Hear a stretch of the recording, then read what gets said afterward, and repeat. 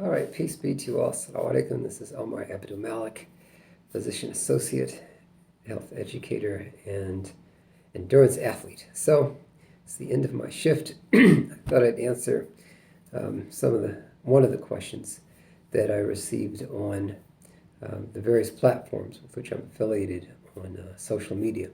And one, I was asked to speak about any instances of racism that I've experienced as a clinician. Now, I've been in the healthcare field for a little more than 30 years, starting out as a certified nursing assistant back in 1990. And I did that whilst earning my bachelor's of biology and going to PA school. So you can work while you're in PA school. It's not advisable though. But anyway, after that I became a PA, and I've been a PA for a little more than 20 years. So I've been around for a while. Now, during that time, I've never experienced what I would call overt racism. I've never had, by that I mean, obviously I've never had a patient say, I'm not being seen by that Negra, PA or whatever he's supposed to be. I've never had doctors not want to work with me because I'm black. It's never happened. Maybe I would get a look every now and then, but that's very, very rare. A look could mean anything. I had a patient not want to be seen by me because he wanted to be seen, or she actually wanted to be seen by the physician, as is any patient's right. I've had women not want to be seen by me if it's something as intrusive as a pap smear, which is definitely a woman's right. They should be seen by a female gynecologist if one is available instead of a male PA. I think that's better for both parties. But in terms of my race being a factor of people not wanting to be seen and treated by me, or supervising physicians not wanting to work with me, or nurses for that matter, it's never happened. And I would issue a caveat to PAs, or clinicians in training of color, specifically black. I'd say black men in particular. You can, I guess, find racism, quote unquote, if you want to, if you're looking for it.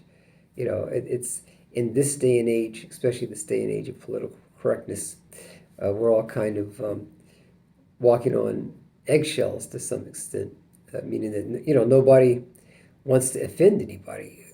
For fear of losing their job, or possibly their license or career. So you're not going to get this type of person that's going to show outward racism, unless they're maybe these tiki torch kind of guys. But nobody's going to do it on the job or in training. There was a scene from Gifted Hands about Dr. Ben Carson, the famed pediatric neurosurgeon from Johns Hopkins, and it's played by Cuba Gooding Jr. And in it, he's a resident, and the resident tells him to draw blood from a patient. And it's a white doctor, he's the white attending. And then Cuba Gooding's character, playing Dr. Ben Carson, says, well, do you really want to draw blood from this patient because he's anemic? And the white guy playing the doctor says, look, your job is to just say yes sir when I tell you to do something. You got it, boy, or something like that. But it's like, oh my God, what a racist doctor. I don't know any white doctor that's gonna say something like that in this day and age. And there was even this movie called something the Lord made, and it was about Vivian Thomas, who I consider to be one of the first black PAs unofficially. He helped, I think it was Dr. Bakey, if I'm not mistaken, at at Johns Hopkins, um, uh, kind of figure out how to do the corrective surgery for babies that were suffering from. I think they were having blue baby syndrome, but it was an issue with their heart. So it was a congenital heart defect, and it was what's a doctor? Well, he did receive a honorary doctorate. So Vivian Thomas, played by Mos Def, the rapper.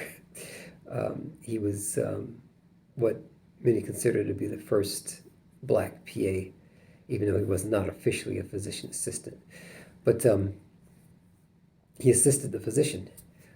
But he experienced, obviously, overt racism, during that day and age. So that was like the 50s, I believe. But myself, personally, it's never happened. I'm pushing the big 6-0 now. I'm in my mid 50s. But even if I did encounter racism, I would say to anybody, don't let that discourage you from pursuing the PA, or becoming a medical doctor even. The PA field is a great field. I can tell you there are about 150,000. Yeah, 150,000 licensed PAs in the country, in the U.S. anyway. Of that 150,000, more than 70%, a little more than 70% are white, 10% are Asian, about 6% are Hispanic, and about 5% are black. And of that black 5%, I think a very, very small portion are black males. I've met about 10 black male PAs in my entire career.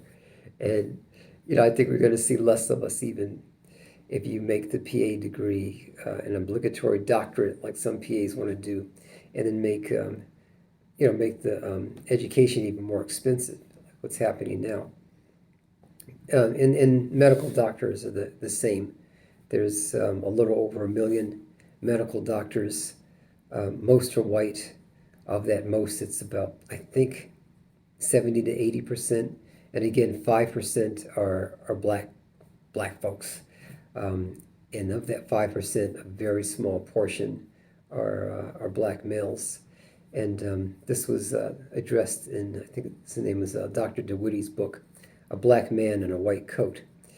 And he talked about the need for more black male clinicians, I guess, that are in white coats, serving as doctors specifically, which I am not. I'm a PA.